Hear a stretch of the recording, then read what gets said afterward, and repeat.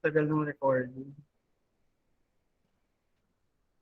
Okay, now class, we are going to look at deviance or deviant behavior under the lens of our three sociological approaches. Now, so we have the structural functionalist approach, the conflict theory, and of course, our symbolic interactionism. So let us take first structural functionalist approach. So unahin natin yung tinatawag nating functions of deviance. So this is according to Durkheim. Kung si Durkheim class, in-establish niya yung tinatawag nating functions of deviance using the structural functionalist approach. No? So using the structural functionalist approach, Durkheim has given four main functions of deviance. So unahin natin, according to Durkheim class, deviance help define cultural values and norms. Di ba class, by identifying what is non-normative, nalalaman natin ano ba yung mga normal or ano yung mga normative cultural values and norms natin. So technically, that's one use of deviance. It is to help you establish or to help the society establish what is normal and what is not normal, what is normative and what is non-normative. So yan yung isang function ng ating deviance according to Durkheim. So let me chat it. So the first function, according to Durkheim, would be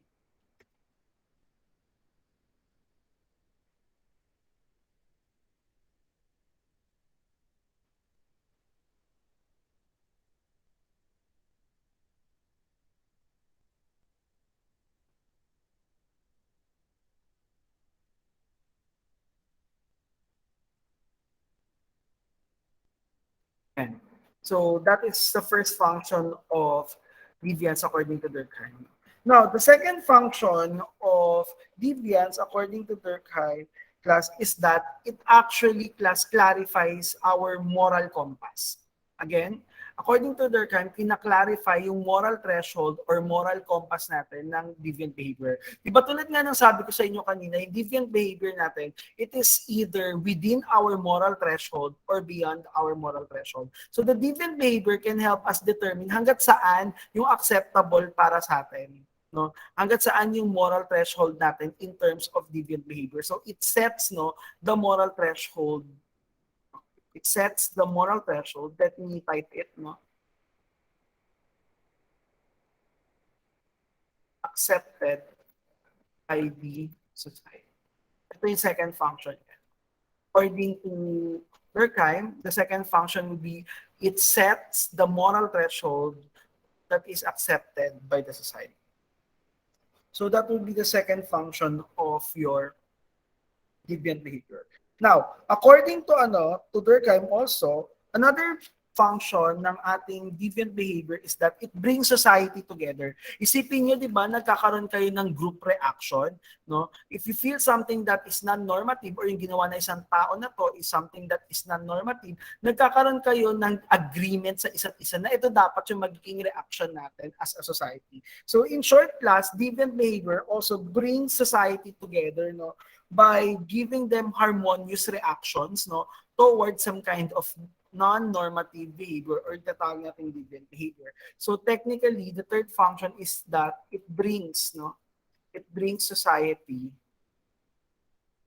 together. So that will be the third function of your deviant behavior. And last class, the last function of your deviant behavior is sometimes kasi positive ang deviant behavior.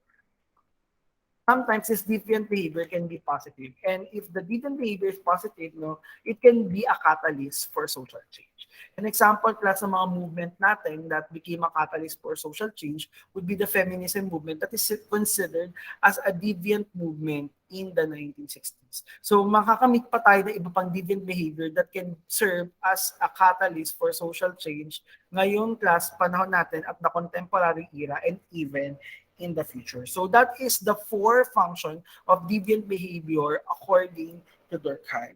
Now, class, another view on your deviant behavior is given by Robert Merton. Si Robert Merton, class, he introduced what we call as strain theory. Again, Robert Merton, he introduced what we call as string theory, and this is another view of deviant behavior under structural functionalist approach. So according to Robert Merton, now, yung amount of deviance will depend on how your society has provided sufficient means to achieve culturally defined goals. So let me repeat myself.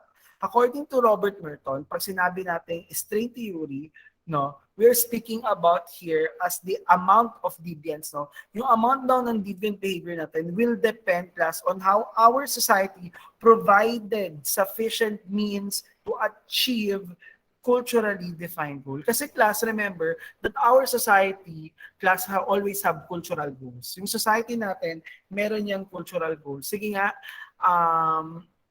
siguro best example sa Amerika, di ba? Narinig nyo na yung tinatawag nating American Dreams? Have you ever heard what you call as American Dreams, class? Narinig nyo na yun? Or masyado naman ako matanda? Kaya alam ko yung mga bagay na to. Have you ever Sir, heard of hindi American Dreams? po familiar po. Hindi Hindi siya po familiar familiar. Sir, sa ano inyo. po ba yun yung economy po? Yung economic, ano nila, strive Um, po? yeah, that's actually part economic strive nila. Pero plus I know you will see this in the early colonials ng Amerika, such as the Philippines and even Vietnam. I think it's Vietnam, yeah. Sino na lang dito yung alam yung play na Miss Saigon? Who knows Miss Saigon here? Yung play na Miss Saigon. You know Miss Saigon, Yung class? kay Lea Salonga, sir. Yes, 'di ba? Kaya sila nagkakagulo doon na pag-agawan yung lalaki. Kasi nga meron silang tatawag na American Dreams. And pag sinabi nating American Dreams, it is something no that is very fruitful at the end. At yung sinasabi na American Dream na yun, it is something that is achieving your dreams, no? Achieving your dreams. In a sense na magkakaroon tayo ng pera. No? And plus, pag sinabi na to make this literal, no, para maging literal tong American Dream na to, sinasabi lang dito na yung American Dream natin, class, is yung tatawag nating financial achievement. So yun yung tatawag nating American Dream. So kaya nga, pag papanoorin yung Miss Saigon class, nagkakagulo sila doon na sila yung piliin ng mga Americans, no? At pakasalan ng Americans kasi they wanted financial achievement. And the thing is, no, paano ba magkakaroon tayo ng financial achievement? Sige, let us apply, try natin i-apply yung American Dream in the Philippine setting. So, we are now considering American Dream and alam niyo na ngayon na pag sinabi natin American Dream, this is your financial achievement. Now, sige nga, Joey, may tanong ako, how would you reach financial achievement if that would be your goal? Sir, gamitin po yung skills na enrich mo po dun sa time na nagti-training ka or nag-aaral ka, sir. Para po Okay, very pagdating good. That's a good example. So, ang goal natin is financial achievement at ang means mo is by education. Now, according to the string theory class, yung amount daw ng deviant behavior is nakadepende doon sa binibigay na opportunity ng isang society for the individual member of the society to reach this cultural goal. So kung cultural goal natin is to have the American dream, to have what you call as financial achievement, and plus, let us say, you are given opportunity or you're given opportunity, a big opportunity to have education to reach this financial achievement, meaning your society is doing it good kasi it is able to provide you some kind of opportunity to reach your cultural goal. Pero there are times, class, na may mga society tayo na hindi enough yung resources to provide something for their members, no? And yun yung case actually ng Pilipinas. Isa sa mga case ng Pilipinas. So if we wanted to have financial stability and financial achievement, the thing is, living in the Philippines would be a very hard place to live. Kasi class, yung opportunities natin for education, yung means natin para ma-achieve yung cultural goal natin, which is financial achievement, is not very well provided by the society. And because of that, class, if we will apply the string theory, sinasabi doon, if the country or if the society is not able to provide the necessary amount of means to achieve your cultural goal, ang nangyayari, class, that would increase deviant behavior. So if you would apply strain theory in the Philippines, the reason na marami tayong deviant behavior, marami tayong crimes na na-experience in the Philippines is probably, no, kung totoo tong strain theory na to, it's probably due to the fact that we are not given the necessary amount of means, no, for us to achieve our cultural goal. So meaning, what is the driving factor, no, for the deviant behavior here is to achieve the cultural goal. And kung hindi enough yung means mo to achieve that cultural goal, you need to do some kind of things, no, some kind of deviant behavior that would lead you to cultural goal. And sometimes, yung ginagawa nating means to reach that cultural goal, sometimes, no, hindi siya maganda. It can be a negative deviant behavior. No? So ibig sabihin, class, in strain theory, what we are saying here is that, class, in strain theory, what drives your deviant behavior is the achievement of some kind of cultural goal. Sometimes kasi, no, if the society is able to provide you the necessary means to achieve your cultural goal, wala yung problema. So meaning you are able to have what you call as conformity. Nagkaroon tayo ng tinatawag natin na conformity. At pag sinabi natin conformity, class, we are able to achieve our cultural goal, no, na-achieve natin yung cultural goal using the conventionally approved means. And in our sense, no, sabi ko nga sa inyo, let us say ang means natin in order to ang means natin in order to achieve financial achievement, ulitin ko ang means natin in order to achieve financial achievement will be education. And if you are able to reach that cultural goal using education, masasabi natin you are a conformant. You undergo what you call as conformity. And yun nga, pag sinabi ng conformity, it's reaching your cultural goal using or by conventional approved means. And at ang conventional approved means natin is by education. Tawag doon is conformity. But sometimes nga, the society will not provide enough means for each individual member of the society to reach or achieve that cultural goal. And if that would be the case, magde-develop tayo ng tinatawag nating deviant behavior. So the development of deviant behavior to achieve cultural means is by what you call as innovation. Meron tayong tinatawag na innovation. And pag sinabi natin innovation, it's a way of achieving that cultural goal. But dito, hindi tayo gagamit ng conventional approved means. So meaning, hindi tayo gagamit ng education. We are not using that conventional means, but we are going to innovate another means, no? Another means to reach that cultural goal. At yung means na yon, pwede yung positive at pwede yung maging negative. So kung positive yung means na yon, that is a positive deviant behavior. Yung innovation mo resulted to a positive deviant behavior. Pero most of the time, ang nangyayari to reach or to achieve that cultural goal, hindi positive yung deviant behavior, hindi naging positive yung innovation. Most of the time, no, nagkakaroon tayo ng negative innovation, nakaka-develop tayo ng negative deviant behavior to reach that financial goal. And usually, di ba, mag-ibang tao to become financially stable or to become financially successful, no, yung iba nagnanakaw sila. They do bank robbery, for example. So in that way, no, by robbing the bank, no, you're able to achieve your financial achievement, na-achieve mo yung cultural goal mo. But the problem is, yung innovation mo, it's negative. And that develop a negative deviant behavior. So, naiintindihan, class? So, it's a matter of you're doing conformity. Pag sinabi natin conformity, na-reach mo yung cultural goal mo by undergoing the right process, by doing the conventional means, no, to reach that cultural goal. Pag sinabi naman natin nagkaroon tayo ng deviant behavior, meaning nag-innovate ka ng way. Hindi mo ginamit yung conventional means to reach the cultural goal, but you innovate a way to reach that cultural goal. At tinatawag yung process na yon where we change, no, the means to reach the cultural goal, no. Ang tawag doon sa process na yun is innovation. And innovation, class, can develop either a positive deviant behavior or a negative deviant behavior. Pwede kasing maging positive or negative yung innovation natin. That would result also to a positive and negative deviant behavior. And that is actually due to the fact that we wanted to reach some kind of cultural goal.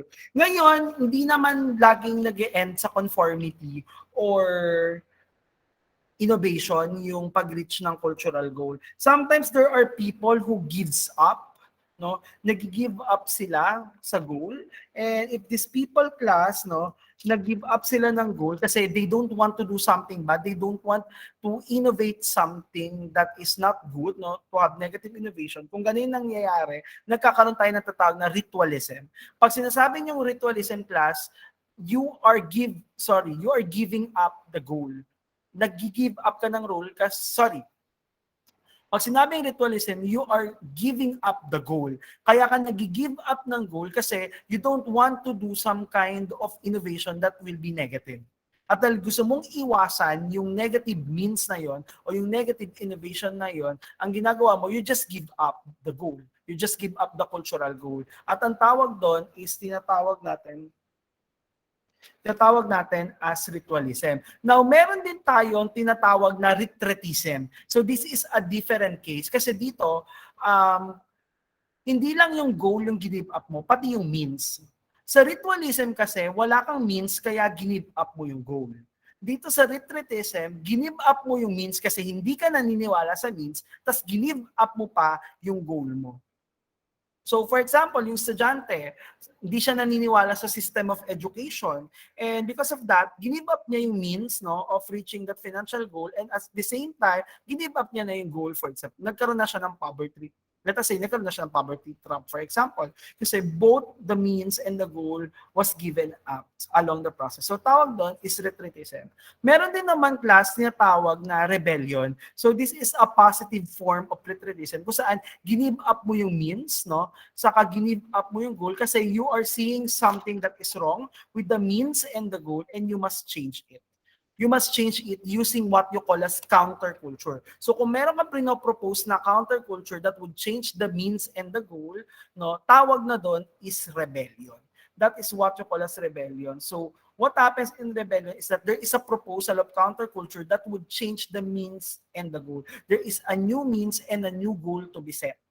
At class, yung new goal at new means na sineset natin is by counterculture. And if there is counterculture that is being proposed, nagkakaroon tayo ng tinatawag nating rebellion. So that's your strain theory, no? Na sinasabi lang na this deviant behavior developed, kaya raw tayo nagkaroon ng deviant behavior, it developed because we wanted to achieve the cultural goal. But the problem is not everyone has the means to achieve this cultural goal. And because of that, nagkakaroon ng innovation that leads to what you call as deviant behavior. Although marami siyang form, no? Meron tayong tatawag na conformity, yun nga, you undergo the process where you achieve the goal using the conventional means. And yun nga, innovation, dito nag-innovate ka na means, pero this lead to a deviant behavior which can be positive or negative. We have also ritualism, where you give up the goal, no? Kasi you don't want to violate the means. The retreatism where you give up both the goals and the means, and the rebellion kung saan you are proposing a new goal and a new mean by counter culture. So yan yung tatawag na strain theory. And this is the view, no? This is actually a view of deviant behavior. This is a view of deviant behavior under structural functionalist theory. Now, class, no? If you're going to look at these strain theories, no, ito. So we have the goals here, we have the means here. Ito, acceptable goal, acceptable means, no. Meaning you are able to accept the goal and you are able to accept the means, no. Conformity yun. If you're able to accept the goal but you reject the means, that would result to innovation na tinatawag natin. If you are able to accept the means but you reject the goal, ritualism na siya. Kasi wala kang means eh. You just accept the means but you did not accept the goal kasi hindi mo na siya ma-reach kasi nga you don't have the means. Although you accept the means itself, tawag doon is ritualism. Pag ritualism naman, you both rejected the goal and the means. And if you have new means and new goal, no, that would cause rebellion. And this is usually done by what you call as counter culture. Yung tinatawag natin class na counterculture.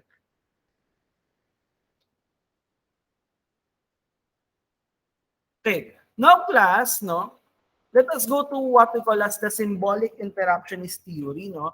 Sa symbolic interactionist theory tayo, and the best way to look at the symbolic interactionist theory and its view on deviance would be by looking at what you call as the label theory. Ayan, what we call as labeling theory or the label theory. Meron tayong tinatawag class sa label theory.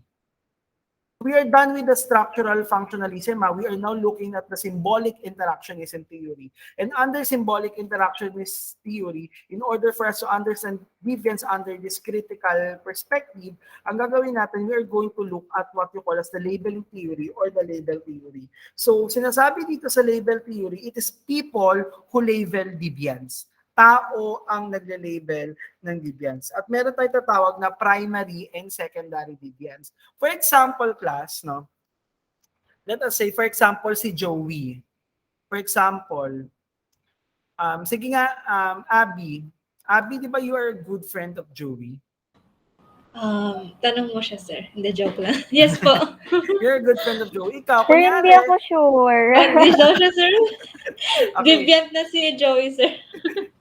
di ba? Kunyari, Abby, nag-cheat si Joey, first time. First time nag-cheat ni Joey sa exam. Would you shake it off?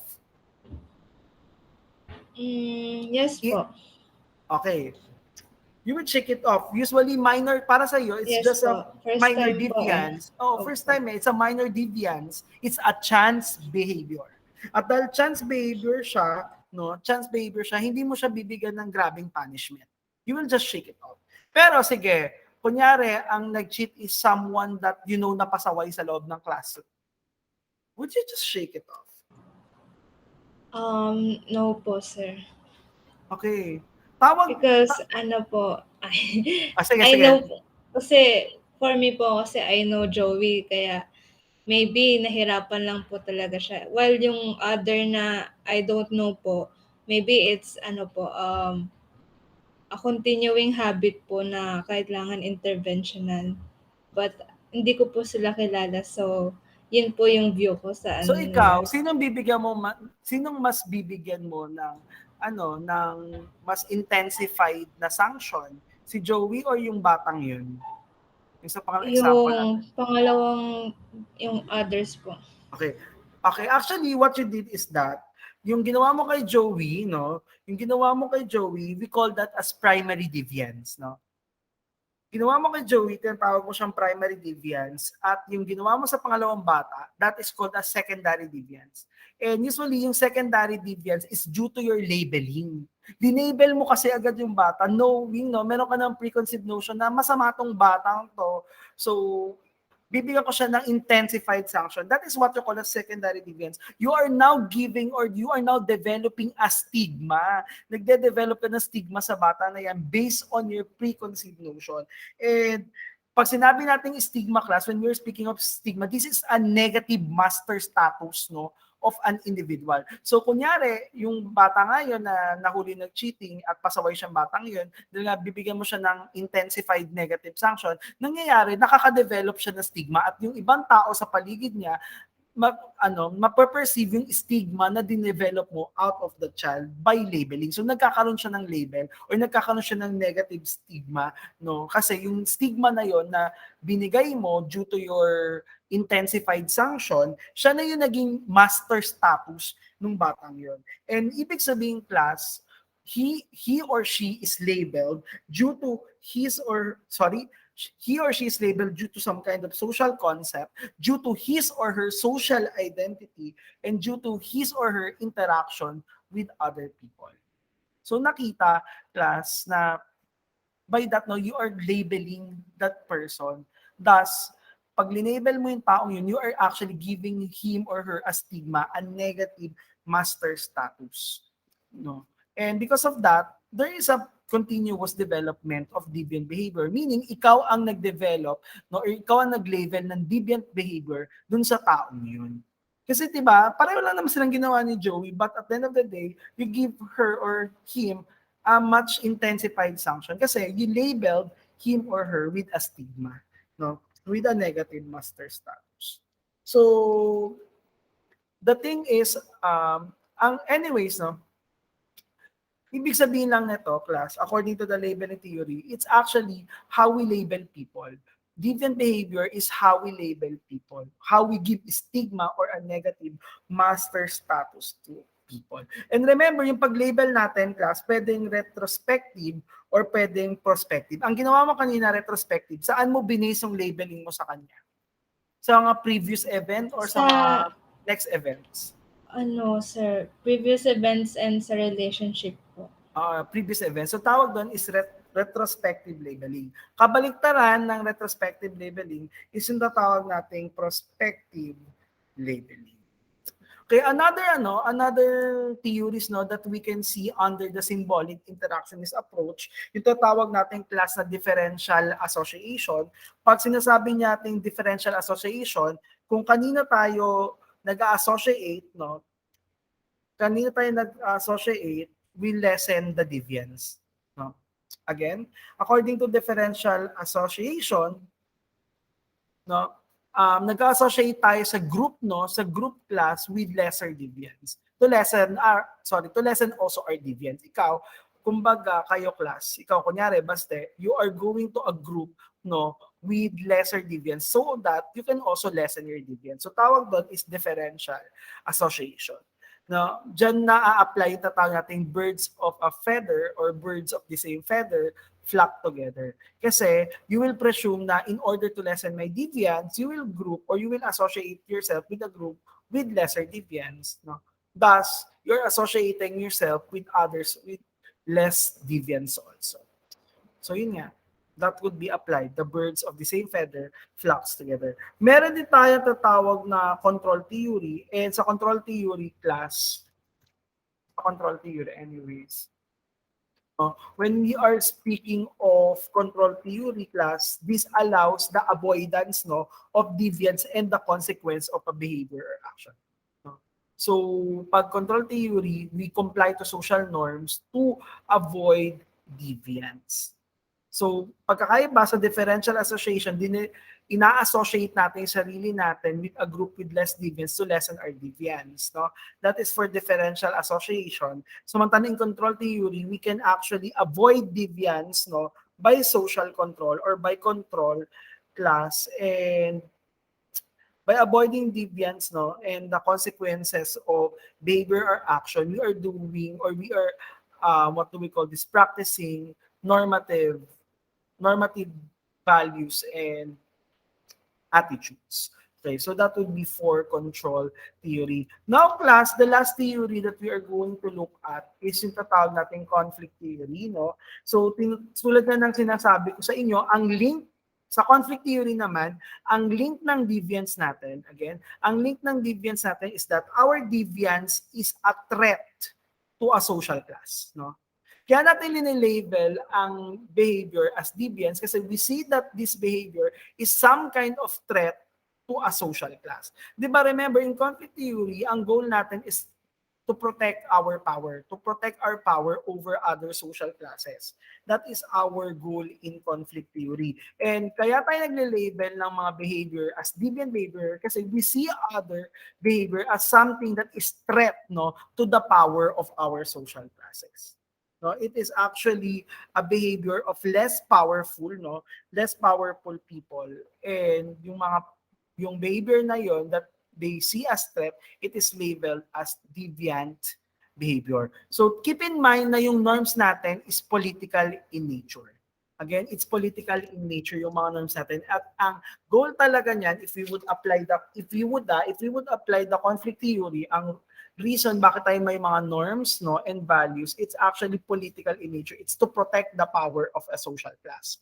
And plus, if we see something different, some kind of non-normative norms and some kind of non-normative values, nakikita natin as something that can threaten the power of our social class. And because of that, we will label that as a deviant behavior. So, meaning, if we are going to apply this theory, i-analyze muna natin whether our norms and value is something that is just.